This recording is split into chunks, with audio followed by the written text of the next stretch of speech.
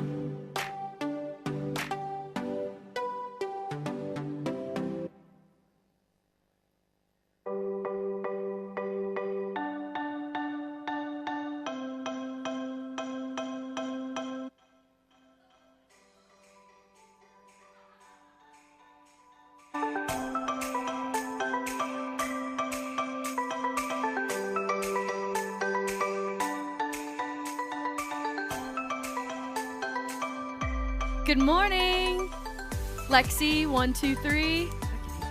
Woohoo!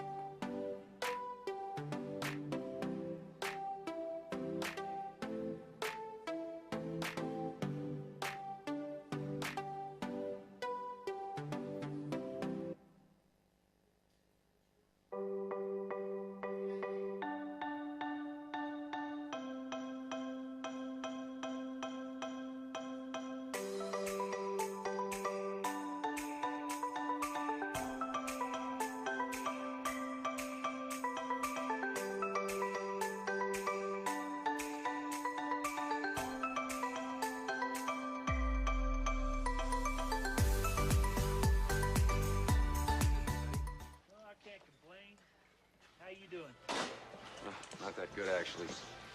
Your company kill off all them people over in India not long ago? No.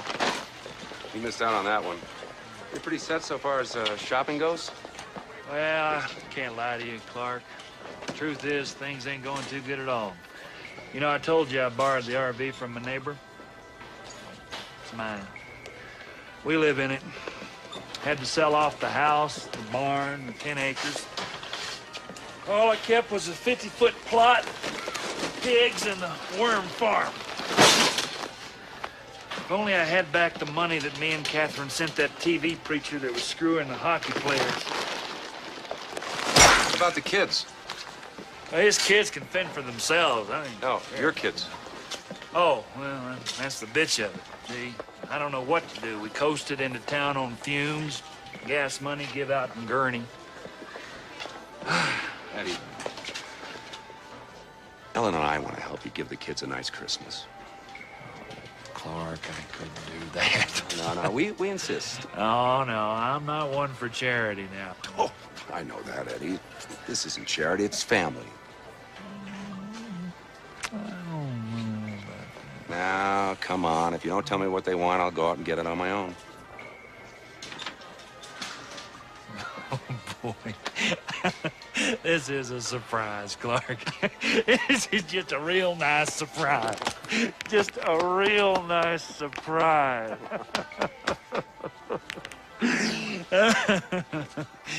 Here's a little list, alphabetical, starting with Catherine. And if it wouldn't be too much, I'd like to get something for you, Clark. Something really nice. Huh?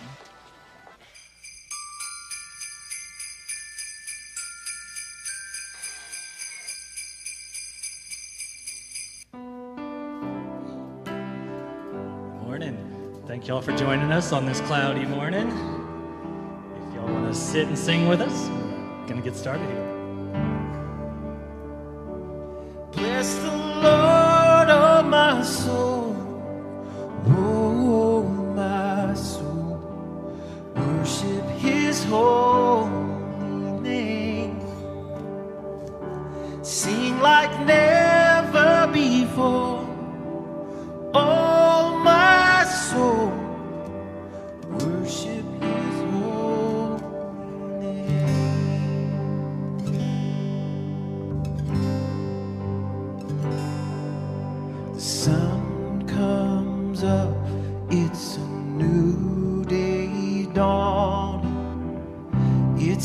time to sing your song again.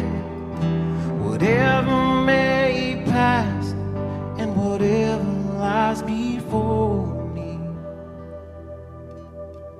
let me be singing when the evening comes. Bless the Lord, oh my soul, oh my soul, worship his holy name. Sing like never before, oh my soul, worship your holy name.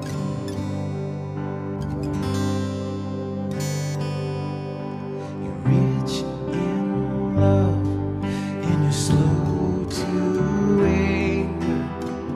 Your name is great and your heart is kind. For all your goodness, I will keep on singing. 10,000 reasons for my heart to find. Bless the Lord, oh my soul, oh my soul, worship his holy name. Sing like never before, oh my soul, worship your holy name.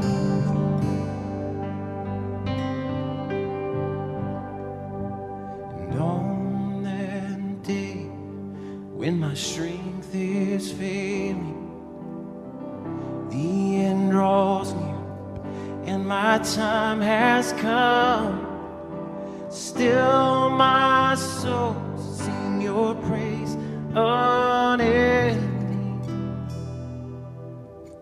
10,000 years and forevermore.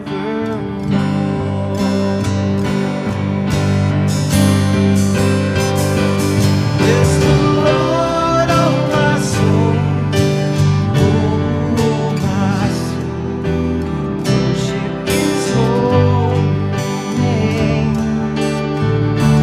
Sing like never before, oh my soul, worship your holy name. Worship your holy name. Worship your holy name.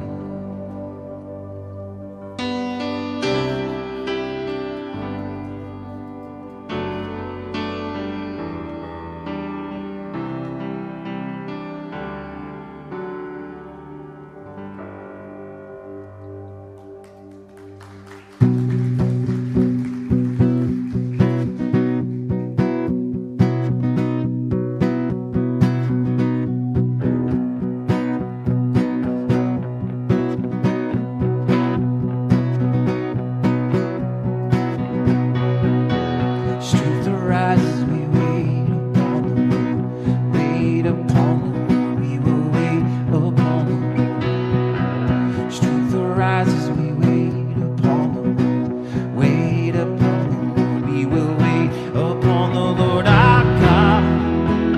You reign forever. Our hope, our strong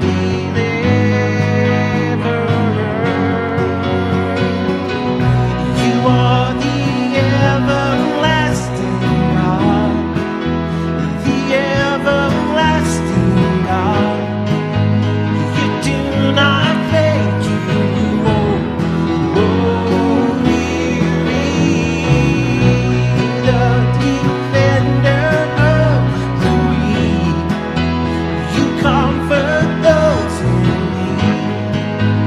You lift us up on wings like eagles.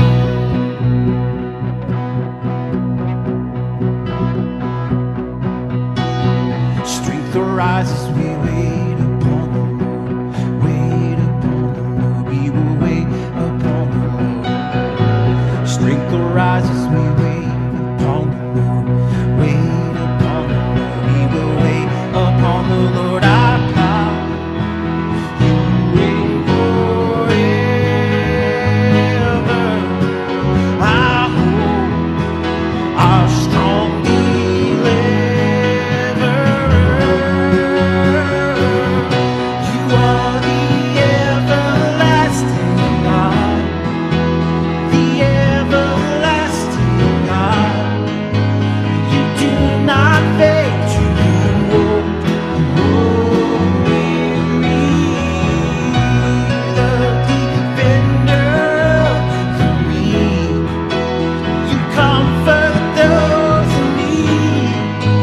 You lift us up on wings like eagles.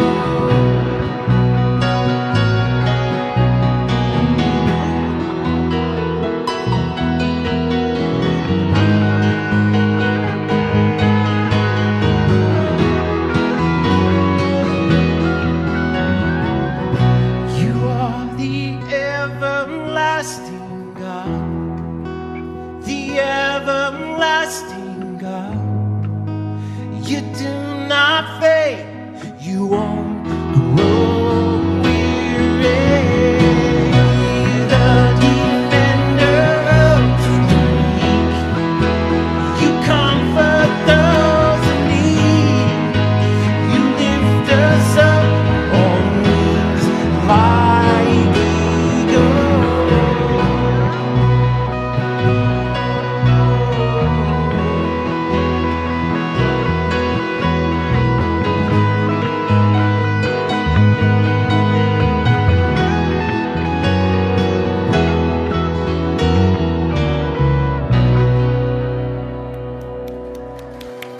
Woo! Good morning, West. Woo! How are we today? Good. Okay, well, you're going to get worse because we're talking about greed today. Woo! I'm kidding. So my name is Lexi. I'm the lead pastor of Growth Co., our ministry for people in their 20s and 30s. Our lead pastor, Andrea, is out supporting her partner, Tom, as he takes part in a triathlon today. So they're doing big, great things out there. Like I said, we're talking about greed today. Thank you so much for coming and being here. If this is your first time being here today, thank you so much. We're excited to have you. Please be sure to visit our first-time guest tent out front. We'd love to give you a gift and to connect with you. Let's enjoy one more song before we get into some greed.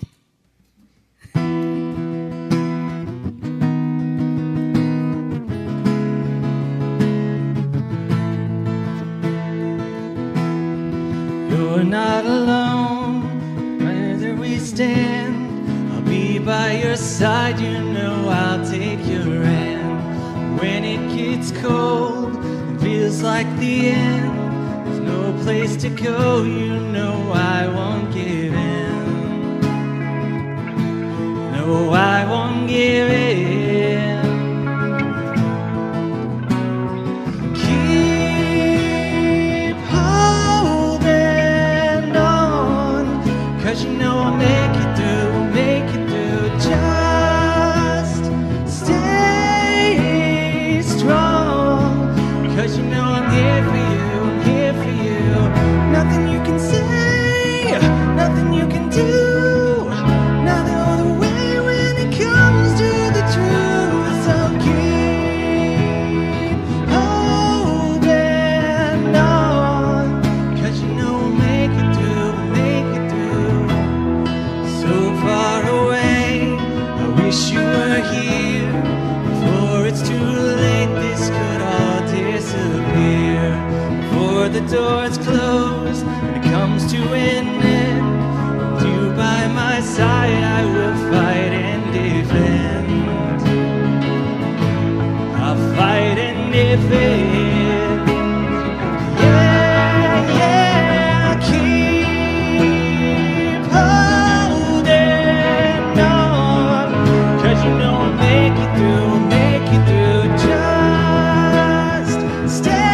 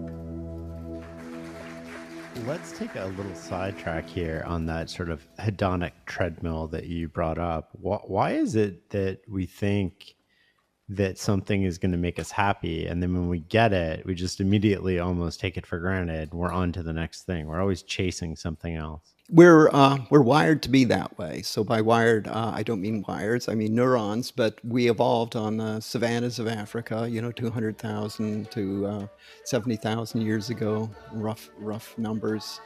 And the ancestors who were alive back then, who were easily satisfied, dropped out of the gene pool. Imagine that you had an ancestor. Of course, he wouldn't have been an ancestor, but imagine somebody back then was the ultimate cool dude. And while everybody else was walking around worried about lions and worried about where the next meal was coming from, he was there on the savannas of Africa, looking at the blue sky, thinking, isn't it all just grand? I'm going to stay in the moment.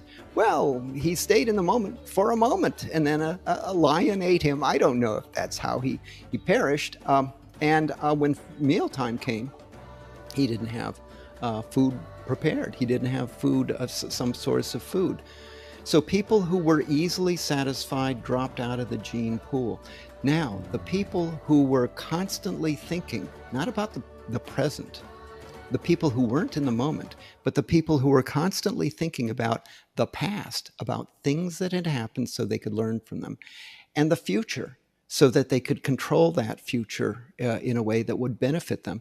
Those people who were not satisfied, who always wanted more, were much more likely to survive and reproduce, and therefore much more likely to be somewhere in your family tree. So to be dissatisfied was had survival advantage. But we live in a dramatically different world than those ancestors did. And we have food. Food is not the problem. The problem is overeating. We have the opposite problem. Material possessions. Think of it. Their possessions were limited to what they could carry. And they didn't even have like big cooler chests, and backpacks and everything else. I don't think they did, that they could carry. And so it's basically what you could carry kind of on your person and in your hands. And that was the limit. And we have now just, places where you can stuff them with material things. And but we're wired. Once we get something, we just raise our standard. We say, okay, I've got all that. And that's nice, but if I only had, and then you fill in the blank however you want, if I only had such and such, then at last I would live happily ever after. So we're like thirsty people chasing mirages in a desert. We work so hard to get to that seeming pond off in the distance, only to realize it's a mirage. And then we go to the next seeming pond off in the distance.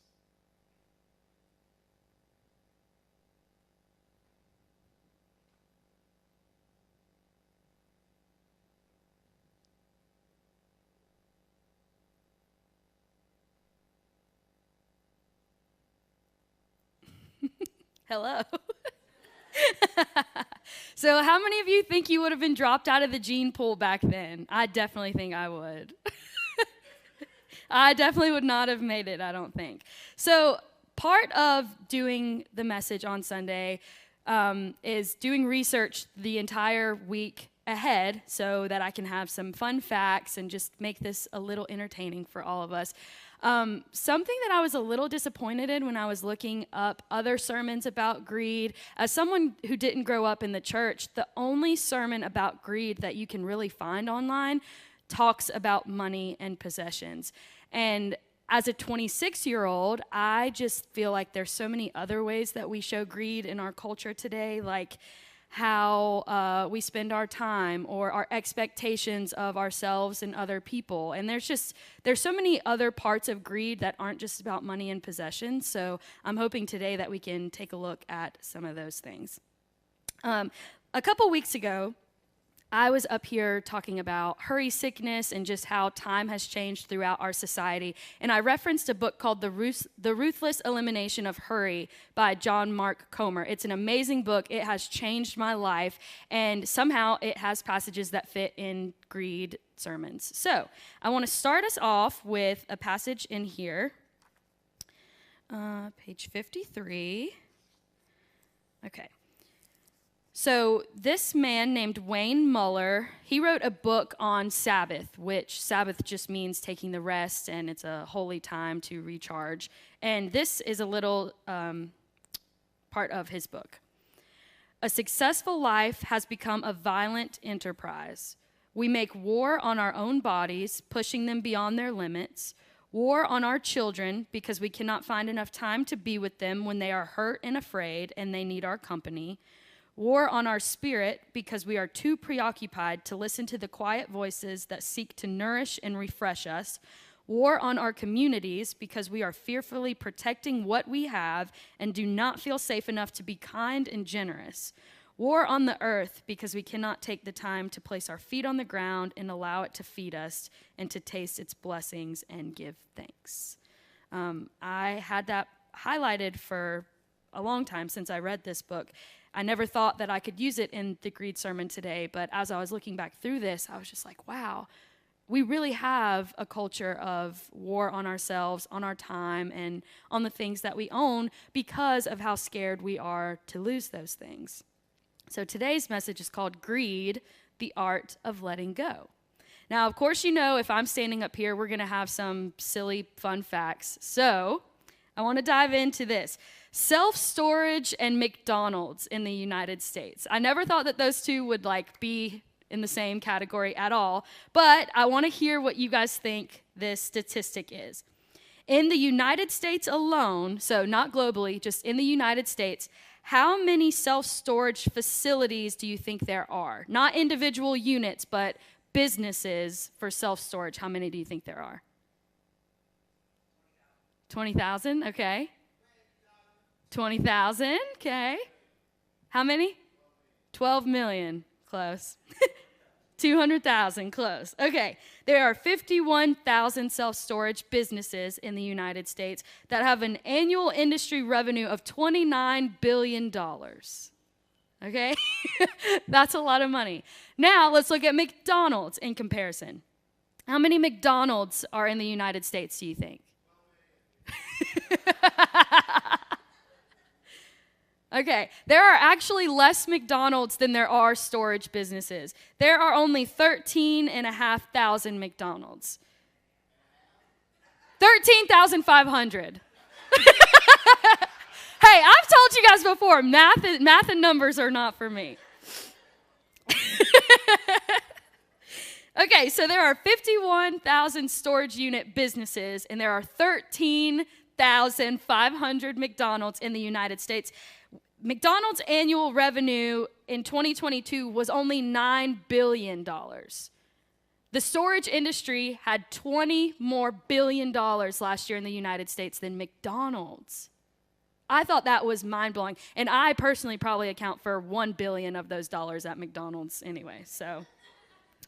Yeah, so how many of you could say that you that you knew that the self-storage industry brought in more money than McDonald's in the United States?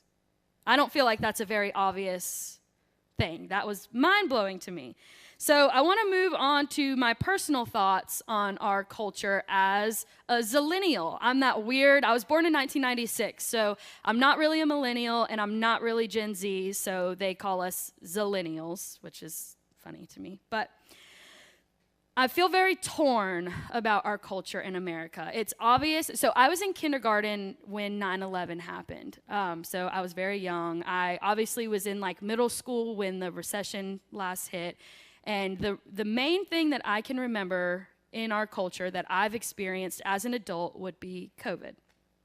It's obvious between my peers and between everyone else that I know that we're not necessarily a united nation on a lot of social issues, but I do get a little frustrated with my peers because I feel like I probably only think like this. Not a lot of people do, but there are things I do in my day-to-day life that I know I could not and would not do in another country because I would be put in jail or killed for it. So although we as a nation have a ton of things that we need to work on and we can improve on, which honestly is the goal anyway, we are people in process, hopefully for the rest of our lives. So having a perfect nation would probably be kind of weird and dangerous, because if there's nowhere to improve, then you can only go backwards or down. So I hope we do make progress on some of the things that we need to change. But as a nation, I still feel a little patriotic. I'm proud to live in the United States, and there are a lot of things that I can do here that I could not do in other countries. So I feel a weird tension as a young adult who's trying to make my way in the world, and I have so many people who hate this country and then so many people who love this country. So I just wanted to start by saying that. I don't want to make this political because it shouldn't be, but yeah, the one thing that I know all Americans can agree on is that we know that in other countries we are known for being extremely greedy as a culture. Take a look at this video that I found about a young man who is an American, born and raised in America. He's moved away as a young adult. I feel like he's about my age. He never says in the video, but he looks like a young adult. He's moved and lived in the Netherlands for the last 4 years, and then he talks about his experience coming back to the United States in this video. I just had a nightmare that I had to choose between 40 brands of toilet paper. It wasn't a nightmare. This is the US. I always enjoy coming back to the US to see family, friends, nature. The nature is unbeatable, especially in a place like California. But living in the US is sort of like living in one big Hollywood movie. It's an experience. The good, the bad, and the ugly. And after 4 years in Europe, I'm back in the US at the moment. So let me show you how I see the US now. It's time to do some grocery shopping. And of course, I hop in my car and drive 2 blocks to my local supermarket. And why walk when one can drive? Grocery shopping is an experience, an adventure. You see, I'm used to only 1 or 2 choices of brands to choose from in the Netherlands. Here, there are like 50 brands of everything to choose from toilet paper to sausages to coffee. Let's see, hazelnut, maple pecan. I'm gonna go with caramel spice this time. On one hand, the variety is amazing. On the other, it can take me up to 15 minutes to buy toilet paper. And oh, do you know about our national treasure, Costco? At Costco, you'll find anything and everything in extra, extra, extra large. Everything really is bigger in the US. Plus the free samples, and the cheap hot dogs, and yes, unlimited drink refills. This is America. It's time to go meet some friends for lunch. And on the way there, I see them. Oh my. It's always a shock. The homeless. This is the part that Hollywood never shows. But life goes on. It's part of everyday life in a big city. But I am looking forward to lunch and the food scene in the US. From Asian to Mexican to everything in between, there is something for everyone. And fast food everywhere. Every block. Every mall. Every day. And during lunch, my friend mentions her son had an allergic reaction. Went to the emergency room. Luckily, he was fine, but they received a bill for $20,000. And then my other friend tells me about the time he fainted, got transported to the ER, and was handed a $10,000 bill. It definitely makes one think twice before deciding to go to the ER. And then we talk about work, which is the most American thing to talk about. And he tells me casually, it's fine, same old, had to work this past weekend. Still working 60 hours a week. And I think to myself, if I ever decide to return back to the US, I think it would be quite difficult for me to adapt back to the American way of life, culture, in terms of working, the number of hours, the stress, the lack of vacation, the fact that people don't take their vacation days. But I do miss parts of American work culture, the drive, the ambition, the energy, being surrounded by people who are very ambitious about their careers. It drove me to become a better person, a more confident person. And to be honest, I do miss that because that is part of my DNA growing up in the US. But it's a trade-off, right? It's a trade-off between, yes, you do make a lot more money in the US, but the trade-off is time. And then we start talking about vacation. Another friend tells me about his jam-packed 1-week vacation visiting 4 countries. And I was like, how is that possible? 4 countries, 1 week? Then I remember, that's how I used to travel as well. But wait, what the hell is this? Sales tax? Tip? Madness! I need to walk off this madness and the lunch. I walk towards Stanford University, which is nearby. I walk, and then I realize that I'm the only person walking. Oh wow, it's a lot further than I thought. No wonder nobody walks in the US. I arrived at campus to see a bunch of tourists. American universities, especially elite ones, are tourist hotspots. The brand name, the letters, the cost of tuition. It's one of the biggest businesses in the US. Now I wonder what the news outlets are saying, because I've stopped reading the news. It's like this all-out war, CNN versus Fox. You get 2 different stories. It seems like such a divided country nowadays. The left versus the right, Democrats versus Republicans, the police versus the world. But hey, at least public restrooms are still free in the US. It's time to head to the mall to do some shopping and say hello to American consumerism and overly friendly customer service people. Shopping in the US is sort of like a game, looking for deals, getting credit card points. It can be extremely fun and addicting. But this is all part of the game of American consumerism, so be careful, or else you'll be in credit card debt like a dearth of Americans. Well, it's late and it's time to head home. And of course, there's traffic at 3 p.m. And this guy ahead of me just cut off the cyclist. It's quite a shock to see bikes, cars, buses, motorcycles all merging together in one lane. It can be quite dangerous to cycle in an American city. I then go and meet some friends for a drink, and I meet all these techies. And of course, I get asked the popular question. Hey, so what do you do? I make YouTube videos. Oh, so you work for YouTube and Google, right? No, I just make videos. Oh, okay. What a long, exhausting day. Just another day in Hollywood. Just another day in the US of A. Interesting. So this isn't on my notes, but I just remembered, so I went to Appalachian State for advertising and English. That's what my degree is in. And I will never forget learning about some of the tactics and strategies that the huge companies use in their advertising. Did you guys know that CVS and Walgreens are owned by the same people? Or the same family, same person.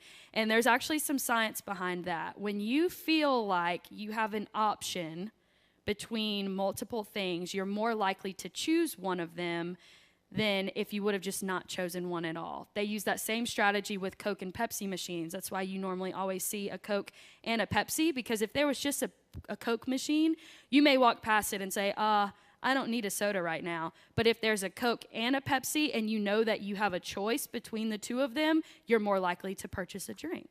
So I did learn that in my advertising classes, and I find that crazy. That's why there's always a CVS and a Walgreens across the street from one another. You're giving the same people the money, but they make you feel like you have a choice between who you're going to support. So, fun fact that we get played and manipulated all the time. So like I mentioned at the beginning, most of the time when we think about greed, we think about money and we think about material possessions. I talked with my peers, family members, and some of my coworkers and asked them in what way, I almost choked. Did you guys hear that? I just sucked in air so fast. These were some of the consistent answers between everyone. We can be greedy about our time, our attention, expectations, and our relationships. So let's start with time. Jonathan Estrin has a quote that says, "The way we spend our time defines who we are." And I think we've all probably heard that saying before, but I'm going to reference back to The Ruthless Elimination of Hurry and share with you something that he says about time. So, can you guess how much time the average American spends on social media a year? This has probably changed, but this book says 705 hours a year, which is only a couple hours a day. So I'm sure from what we learned a couple weeks ago when we were talking about time and the cell phone is that the average person over 35 spends about 3 hours on their phone every day, and under 35 spend about 5 hours every day on their phone. How about TV? How many hours per year do you think we spend watching TV individually, not as a whole? I'm going to get you a shirt that says 12 million. It's 2,800 hours. 2,800 hours. So this means for a fraction of the time that we give to social media and television, we could all become avid readers to the nth degree. The simple truth behind reading a lot of books is that it's not that hard. We all have the time to do it and to further our education and knowledge. The scary part, the part that we all ignore, is that we are too addicted, too weak, and too distracted to do what we all know is important to further our minds. I love statistics, which is funny because I failed it in college, but now I love statistics because it always just puts things into perspective. 2,800 hours a year doesn't sound like that much until you break it down. That is many, many hours per day that we are spending watching TV. And I think about even my personal relationship with TV. Monday through Thursday when I'm at the office, I don't really watch TV that much, especially not in the evenings. Tony and I normally will get home. We might watch an episode of whatever show we're watching while we eat dinner, and then we do our own things. I either do some more work on the computer. I love to read, so I read books at night. He plays Call of Duty. And so we don't watch much TV during the week, but there are days, like when I'm off and I'm at home and I have no plans, I will watch an entire series in one day. So that's like, it can be a 12-hour day of just watching TV constantly. So I know that those things add up. There are times when we choose to do things for ourselves rather than helping or serving someone else. And this is where time can become greedy.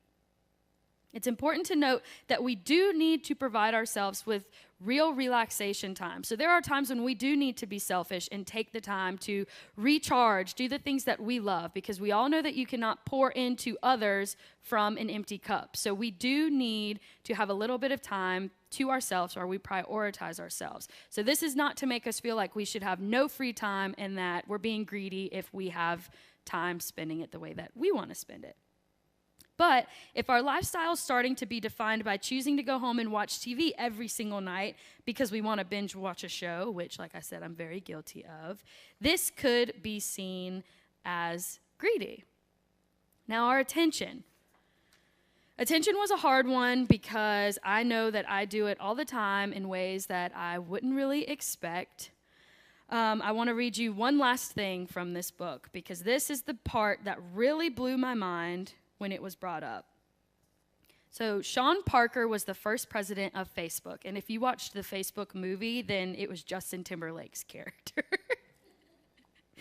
He calls himself an objector to social media. In an interview with Access, he admitted, so this is a direct quote from the president of Facebook, "God only knows what it's doing to our children's brains. The thought process that went into building these applications, Facebook being the first of them, was all about how do we consume as much of your time and conscious attention as possible. That means that we need to sort of give you a little dopamine hit every once in a while because someone liked or commented on a photo or a post or whatever. That's going to get you to contribute more content, and that's going to get you more likes and comments and us more money. It's a social validation feedback loop. Exactly the kind of thing that a hacker like myself would come up with because I'm exploiting a vulnerability in human psychology." That's kind of beat up.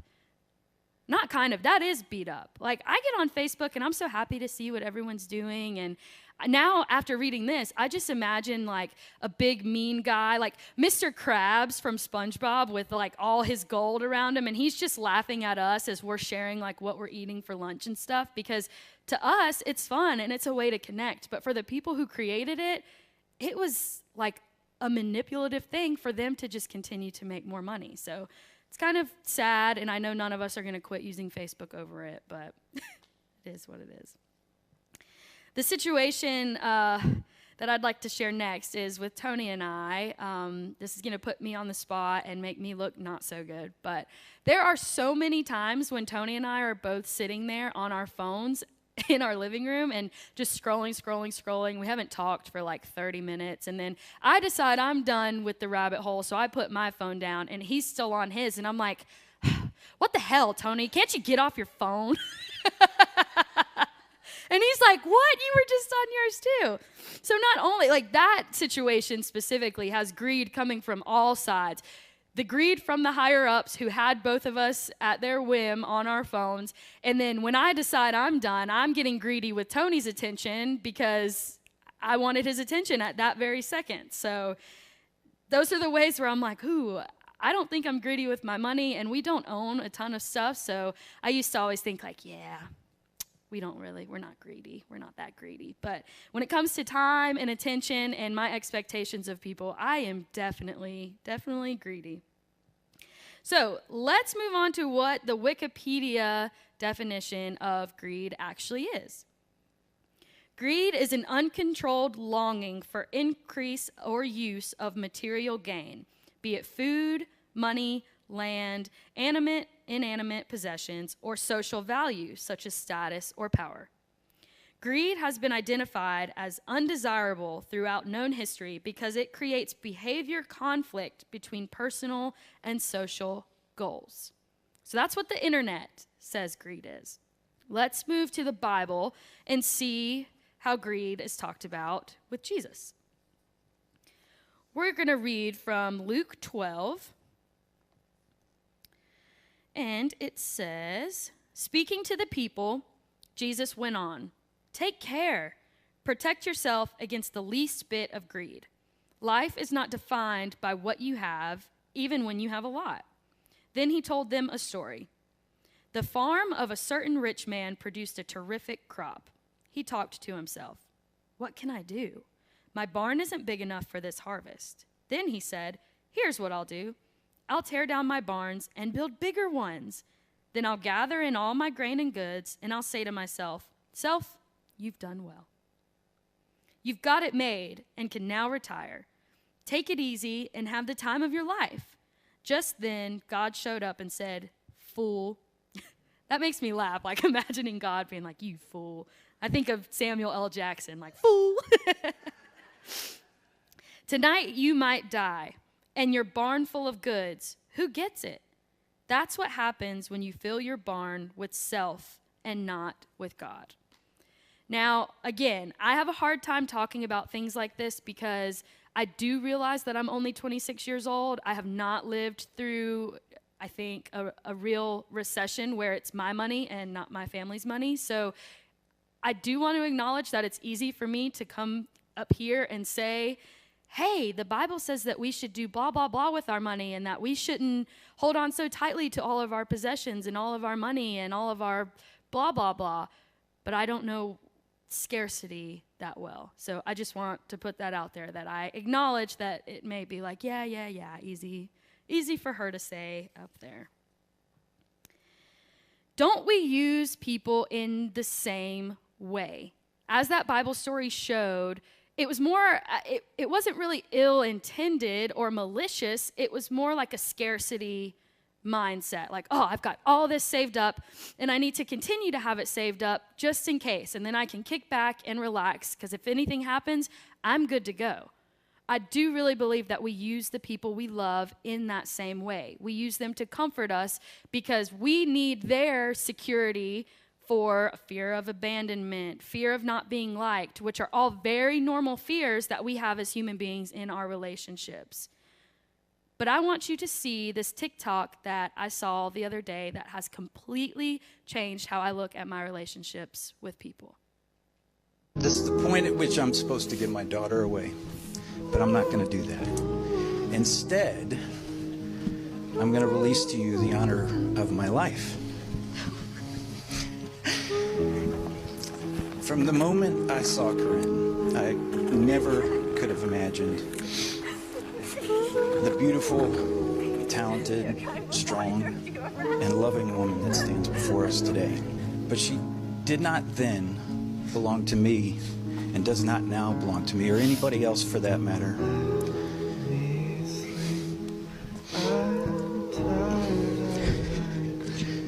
Because she's my God's creation, and she belongs to him. So Josh, I pass to you the honor of your life. Be her everything, because she is now your privilege.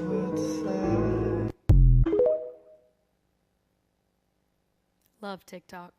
I love crying when I see random videos. I go from like really funny, ha ha ha, look at this, and then it's things like that. And I'm like, okay, I'm gonna put my phone down now.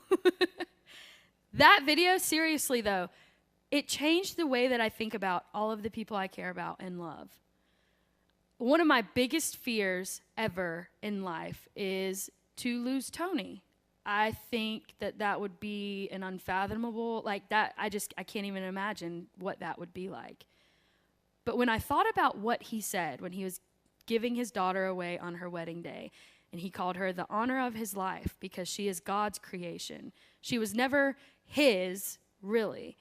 I thought, wow, I wonder what it would be like to apply that to our relationships. Although, yes, of course, I would miss Tony if he were to pass. How thankful and how beautiful it is, like how thankful I could be and how beautiful of a situation it is that we lived a life together in the same space and time. Like that doesn't happen. There have been millions and billions of people throughout the history of the world. There were so many chances that we could have existed separately or together, but we're here right now together. And I had to practice this part because I'm a crier and I would cry. And I'm thankful that I can't see any of you, but I feel that same way about you guys. Like, even if we're not besties or the best of friends, our relationship is special to me. And if I were to lose any of you, I would be devastated, but also so thankful. Like, there are so many, and I'm 26, some of you are older, the younger ones are out in the Commons area. It's not likely, if you really think about it, that all of our timelines would line up and we would be sharing experiences together like this. And that's so powerful.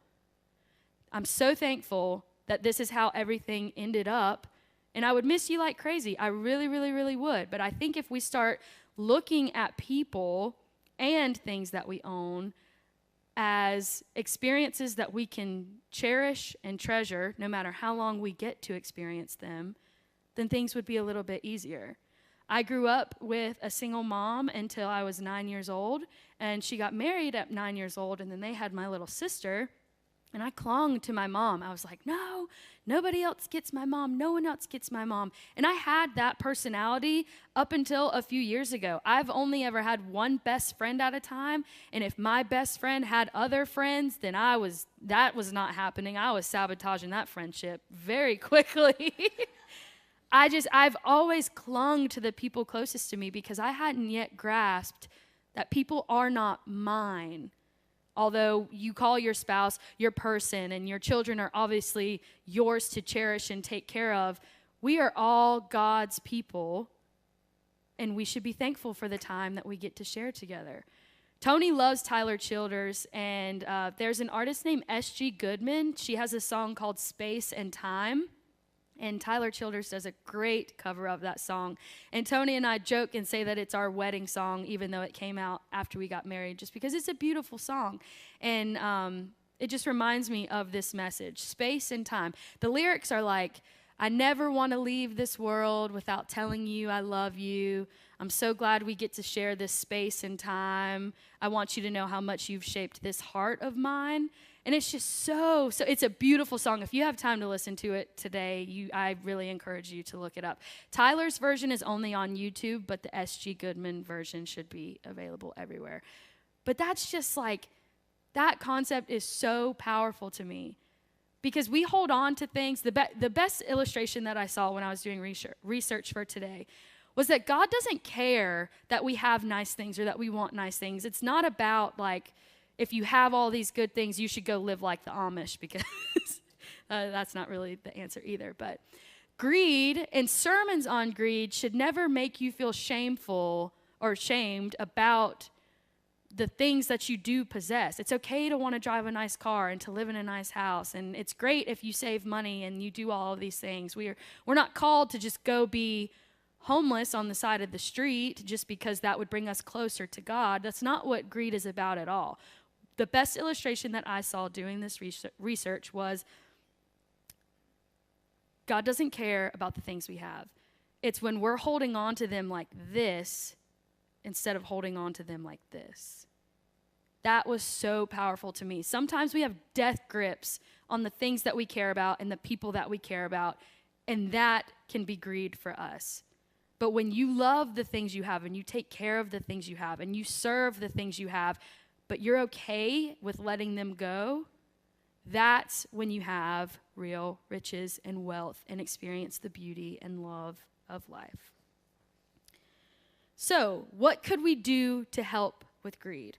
These are just a few of the little things.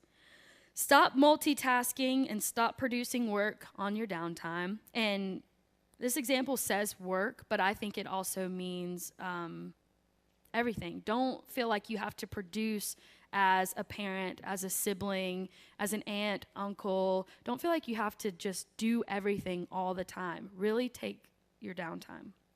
Rejuvenate your day-to-day routine. So like I'd mentioned, make sure you're filling yourself so that you can properly serve others. Eliminate the same old things of little value throughout your day. Oh my gosh. Tony and I got in a huge argument the other day because probably a year ago we went through our massive closet with hundreds of pieces of clothing and we said, okay, we're going to donate these things. We had a couple things that still had the tag on them that were nice, and Tony said, you know what, I'm going to sell these on eBay or on Facebook Marketplace. I was like, okay, great. I'll take the donated things. You can handle selling the things that you want to sell. A year later, every single item is still in our clothing, just now in bags and doing all this other stuff. And I just walked in the house and I was having one of those days and I was like, this SHIT needs to go now, today. I don't care how it's gone. It just needs to go. And he was like, okay. If you know Tony, he is the most chill person ever. So when I have my little episodes, he's just looking at me like, really? So, yeah, but I have that feeling of like, eliminate the same old things of little value throughout your day. Why, after a year, are we still holding on to those clothes that we clearly don't wear and the Goodwill's 5 minutes from our house? Why have we not done that? Is that greedy that we've just kept it? I am a chronic, I might need it one day person, so maybe that's part of the problem. Change up where or how you accomplish your goals throughout your week.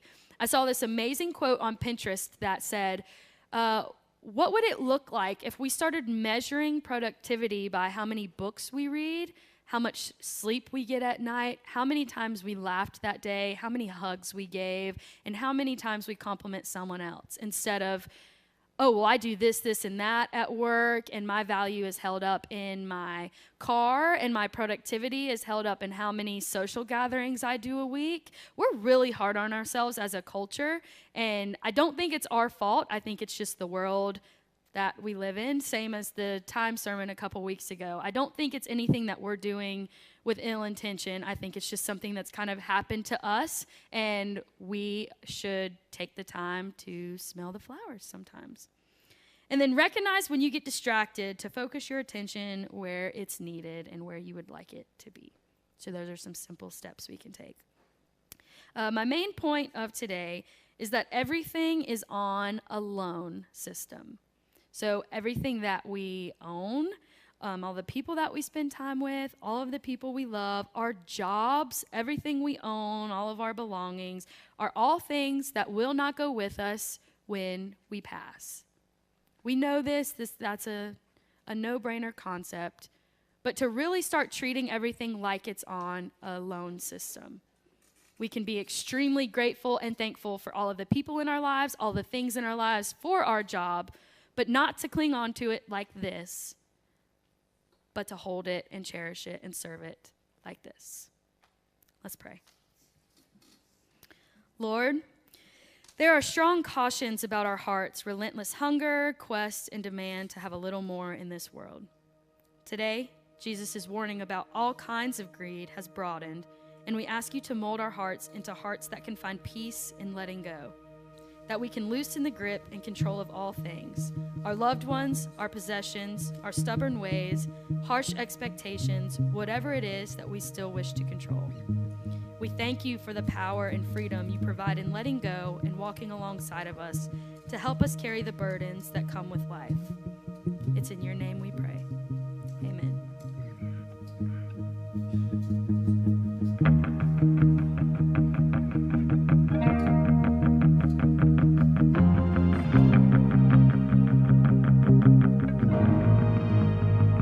I've been thinking about time.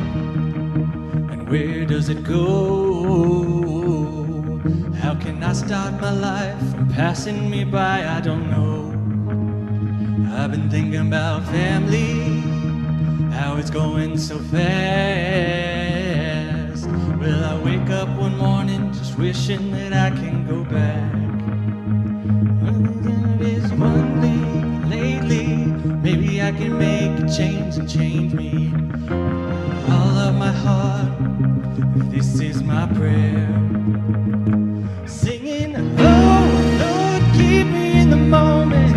Let me live with my eyes wide open, 'cause I don't want to miss what you have for me. Singing, oh Lord, show me what matters. Throw away what I'm chasing after, 'cause I don't want to miss what you have for me. Keep me in the moment. Keep me in the moment. Keep me in the moment, 'cause I don't want to miss what you have for me. Wake up in the morning, Lord, search my heart. Don't let me stray, I just want to stay where you are. All I got is one shot, one try, one go around in this beautiful life. Nothing is wasted when everything's placed in your hands. Singing, oh Lord, show me the moment. Help me live with my eyes wide open, 'cause I don't want to miss what you have for me. Singing, oh Lord, show me what matters. Throw away what I'm chasing after, 'cause I don't want to miss what you have for me. Keep me in the moment. Keep me in the moment. Keep me in the moment, 'cause I don't want to miss what you have for me. I've been thinking about heaven and the promise you hold. So it's all eyes on you until the day you call me home. Singing, oh Lord, keep me in the moment. Let me live with my eyes wide open, 'cause I don't want to miss what you have for me. Singing, oh Lord, show me what matters. Put away what I'm chasing after, 'cause I don't want to miss what you have for me. Keep me in the moment. Keep me in the moment. Keep me in the moment, 'cause I don't want to miss what you have for me. Keep me in the moment. Keep me in the moment. Keep me in the moment, 'cause I don't want to miss what you have for me.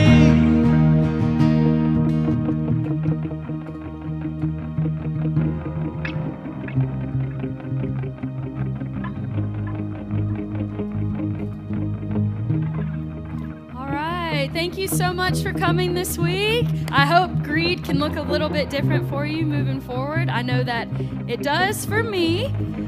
Next week, we are having a No Huddles Day, which means that we will not have worship in here like today. There will be an online message, but we are going to be getting ready and prepared for the Bash, which is our summer big community serving day, and we're gonna have some opportunities for you guys to serve with us next week to prepare for the inventory and all of those big things. And then here at the high school, we are gonna do some soul creations tagging to get ready for annual conference this year at the big Methodist annual conference in Lake Junaluska. Soul Creations is gonna have a booth, so we're hoping to be able to sell some of our stuff there and get it in front of eyes of new people. So we're gonna have a serving opportunity here at the high school to help us tag and label some of our products, and then there will be locations outside of the high school where you can help serve with Bash. So we hope to see you next week and we can all serve together. Thank you again for coming today, and we hope you go in peace. Woo!